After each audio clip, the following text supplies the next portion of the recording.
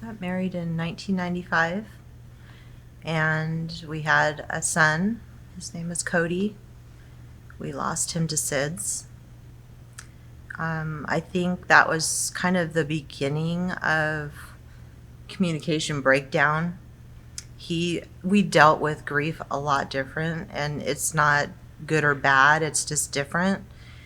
And unfortunately, we had more infertility issues that every time something happened, we got further and further away and never addressed it. We did try counseling. He wasn't feeling it. Um, Tried counseling a couple times, and one of us just wasn't in that place at that time.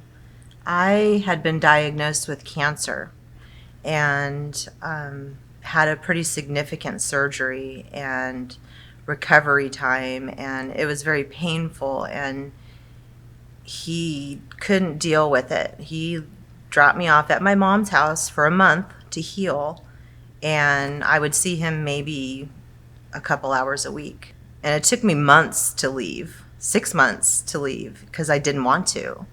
But I could see it all just unraveling and life unraveling, and no happiness, no joy, no peace. And it was over nothing. It was over something stupid. I was dividing laundry, and he said, "I told you I'd do that tomorrow." And I said, "You know what? I'm just going to go to my mom's." And he said, "I doubt that." And I thought, you know what? I took my dog and my overnight bag, and I left, and that was that. Previous time, I challenged her, not proud of it, but I challenged her. I would see how far I could get up to that line, and then she would back down and never leave. And this time, it was just kind of the same thing that came out of my mouth. And I actually was shocked that she grabbed the dog, grabbed some stuff, and left. I buried myself in the Bible and prayer, and it really gave me a lot of peace, and it made me feel connected to God in a way that I had never felt before, and taught me how to pray effectively, not just like a begging, but a God, I know this is in your hands, and I know you have your hand on him, and you have your hand on our marriage, and just tell me what to do. And all I heard is, be still. Be still, I've got this. Just be still. And I started seeing him in church with me, sitting next to me, giving his life back to the Lord.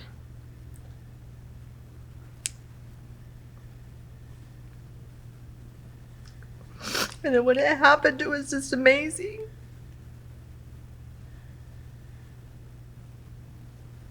Because I really didn't think it was going to. I was thinking about that just a couple days ago, that I cannot believe where we are now compared to 1 year ago. Because 1 year ago, I hadn't even left yet. And I was miserable. I know he was miserable. The household was miserable. Nobody was happy.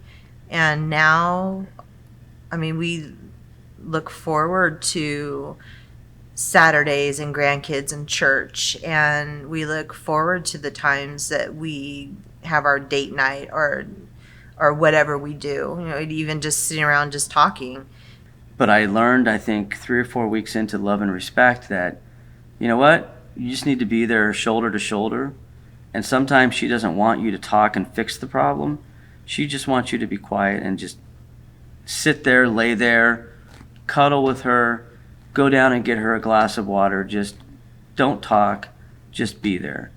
And that week was the first time in our 24-year marriage that, to be honest, that I was quiet.